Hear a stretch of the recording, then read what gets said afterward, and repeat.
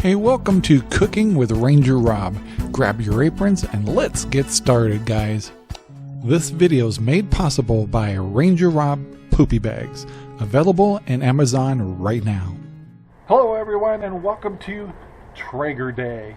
Yes, today we're going to cook a turkey, and a little differently than I've ever done. We're going to cook it in the Traeger, and I'm going to be reviewing a new thermometer that was sent to me with 4 probes, and so I'm really interested, and it's tied into my cell phone, unlike the other measuring device I have now where it's all wireless. So we'll give that a try today, so let's get to work. Hi guys, this is RangerRob, and today we're cooking a turkey, and at the same time we're going to review a new thermometer called the what's it called? A Inkbird, and it's got 4 probes to it, so it'd be kind of interesting. I thought a turkey is perfect for this. So we're going to put probes in the legs, we'll put some in the chest, and all over the bird and see what it looks like. The biggest thing you got to do that's different is my other wireless. This one works with your cell phone. So the first thing you want to do is get this thing powered up. You want to put what's called their BBQ Go app on your phone, and it was very simple. You turn on your Bluetooth, and I synced it up quite easily. So my phone is totally ready to go, and we're going to cook a bird today. So get a pencil and paper out, because we're going to do an unusual turkey in the Traeger today. Today we're doing a 14-pound turkey. We bought this about 5 days ago. We've been thawing it out the whole time, so this is a completely thawed bird. So we're going to open it up, we're going to clean it up. We're not going to use the spare parts, and today's going to be kind of interesting because the first time I'm going to actually put butter under the skin, and I found the technique to do that, and I'll share that with you. And we're going to cook this in the Traeger. Should take about 4 hours or so, and I'm cooking with, or actually smoking with, oak this year. So let's get to work. So this is our turkey. We're using 14 pounds. I took out the innards, cleaned it up. I'm going to dry it out with a paper towel, and we're going to cook in a roasting pan today like this, because we're going to try to make our own gravy too. So by the way, you can get these at Bed & Bath at a very reasonable price when it's around Thanksgiving, and hopefully we can make a good gravy. To begin this recipe, we need lots of butter, 3 cubes, and we're going to need fresh thyme and rosemary. And we'll be chopping up our thyme and rosemary into about tablespoon or tablespoon and a half quantity to add to the butter. We'll also be adding 4 or 5 fresh pieces of garlic. Make sure and chop them up as fine as possible so you can get the flavor into the butter that we're going to use. Now it's time to take this butter and put it into the bowl so we can start blending our ingredients. Make sure your butter is nice and soft. Here is our garlic, and then right after the garlic is going to be our thyme and rosemary. And just blend this as nice as possible, because we'll be using this to smother the inside and outside of our bird. And when I say inside, I'm talking about inside the skin.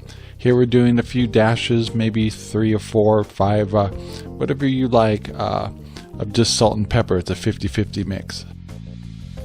Once again, make sure this is blended well, because this is going to be our flavoring for our bird. Next, we're going to want some whole carrots, and clean them up really good, cut off the ends, and then we're going to chop them up into smaller pieces, and sometimes if they're really big carrots, cut them in half too. This is all for flavoring for our gravy, because we're going to be using a roasting pan in a minute. Here you'll see, and we're just going to throw these whole pieces in half, and I actually cut them up a little more later to flavor our gravy, or all of our drippings are going to go in on these carrots, and I'm going to go on some fresh or whole celery, cut the ends off, cut them into smaller pieces, and just maybe 1-inch pieces or so, and then we're going to spread those all over the roasting pan at the bottom. And as you can see, we just it starts actually looking very pretty. Next thing we'll be doing after this is adding an onion, and normally I'd use a normal white onion, or yellow. But I only had a purple onion, so we use this. But you don't have to cut it up too fine. We're just looking to add flavor to our gravy. So just cut these up into a couple of slices like you're seeing here, and just throw them in the bottom of the pan. You'll also be adding, yes indeed, the garlic into the pan too. We're going to be putting whole garlic into the pan. Break them up a little bit so the flavors will incorporate with all the juices.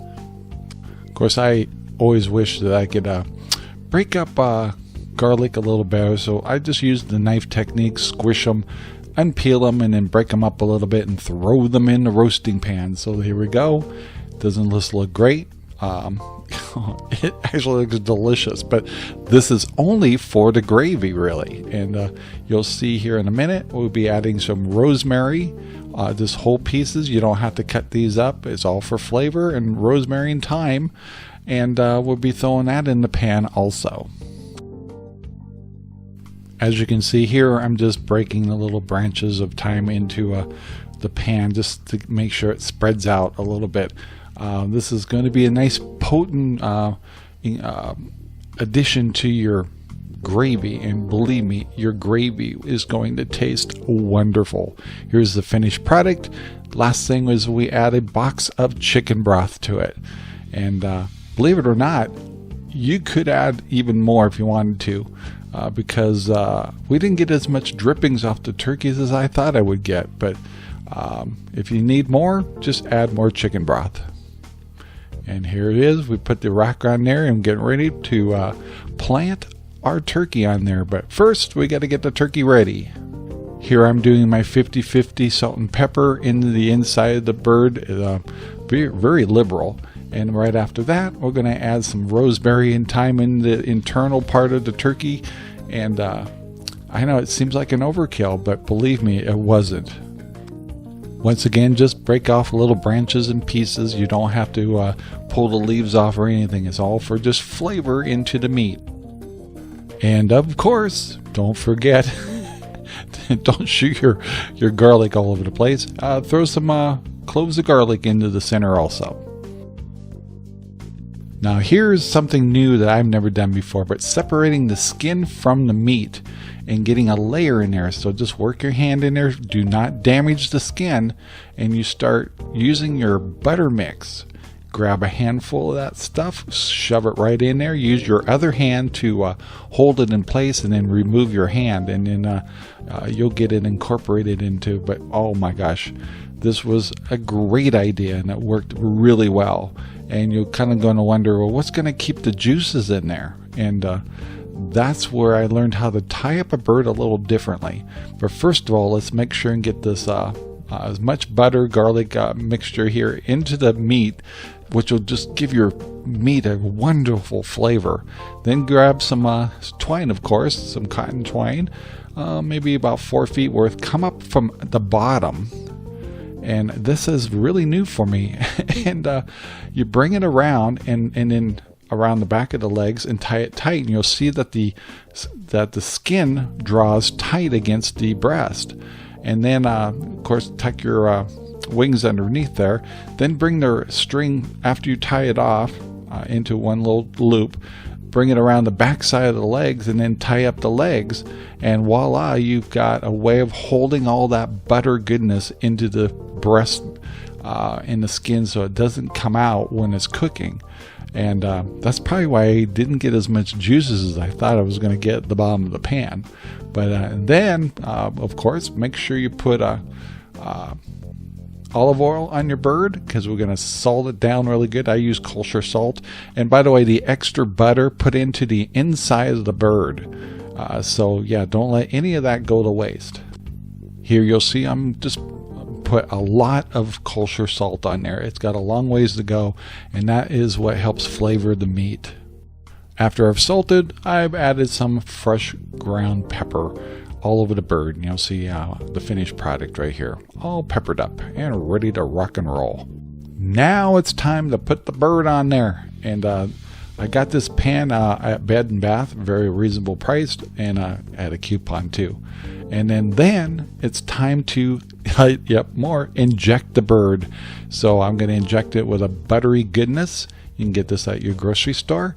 I just poured it into a bowl, put it into the syringe, and this started going throughout the bird. Try not to put too many holes into the skin, especially around the breast, so you can hold in all that buttery goodness. And just inject it and put the flavor in there, and trust me, you're not going to have a plain white turkey. It's going to have so much flavor. You'll love it. Alright guys, so we got our turkey ready to go, and then we're going to put our probes in with our new thermometer. We're going to break out the old Traeger, get it fired up, warmed up for 5 minutes, then take it to 300 degrees. So I'm going to set it for 325 because it seems to be about 25 degree difference. And we'll get our probes all set up, and then we'll monitor it with our cell phone. So it'll be really cool. Now it's time to add the probes from the new Inkbird thermometer that I have. It has 4 probes, but I'm using 3. I'm going to put them one in each chest and one in the leg area. And remember, I can monitor this from my cell phone or from the unit itself. It's a lot of wires. Alright, so we're going to try our new thermometer, and it's got 4 probes, but I'm only going to use 3. I'm going to monitor pretty much the chest area and the thigh area, and you just put the probe in, turn it on. Then you have an app on your phone, and you can monitor all the probes at the same time. So it's really cool. On this unit, there's a little off-on switch in the back, and then it does a little test, and then you'll be able to monitor the temperatures from the unit itself or your cell phone. Now I have my Traeger at 300 degrees, and I'm adding my bird. You will be able to see all the probes coming out of the bird. Goes off to the side, has a magnet, sticks right to the Traeger. My bird looks like Frankenstein. Alright guys, so we're cooking away now. It's going to take about 3 to 4 hours. The one thing I wanted to say about this new thermometer is what's really cool about this thing is it's got a magnet in the back. So as soon as I sat it down, it stuck right to my Traeger, and I kind of like that. So anyway, just to review, we used a lot of garlic, salted the bird really well. We used a lot of rosemary and thyme, not only in the mix below, and by the way, all those carrots, all those celery, all that stuff will be strained out, and we're just doing it for the flavor. And then we're going to use a roux and make our gravy from that. So it'll be interesting to see how well this probe works, how the different temperatures relate. Like I said, we injected the entire chicken with some butter injection flavoring, so should be a delicious bird. So hang in there guys, we'll cook it until we get the temperatures to 160. You want to take a bird up to 165. Remember, meat continues to cook after you pull it, so it's going to be important to let it rest for a while because it's going to continue cooking to hit that 165 mark. So looking forward to a really good bird for Thanksgiving, guys. The Inkbird thermometer also displays the 3 probes actually that I'm monitoring the bird with. So here's a sneak peek of the bird just before we pulled it, and it looks delicious. Once we pulled the bird, we took all the juices out and poured it into a strainer into a pot. This is it right here. We also added a little bit more chicken broth to it because we needed more quantity. And then we made a roux using butter, 50-50 mix of butter and flour, and mixed it well. And then we started blending the two together to start thickening our gravy. And just keep stirring. Try not to overcook your gravy, but oh my gosh, as we got it thickened up, talk about flavor. This will be the most flavorful gravy you've ever made. And if you need to water it down at all, you just add water. This, of course, is our glamour shot just before I took the bird and cut it up for serving for our family dinner. You can see the rosemary and thyme in there, buttery goodness. Every bite had wonderful flavor, no plain Jane stuff. It was great. Everybody at dinner loved our meal. So guys, enjoy. Thank you for watching. Until next time, bye now. Thank you very much for watching our video. Please take the time to like, subscribe, and share our videos. all over the whole wide world. Thanks.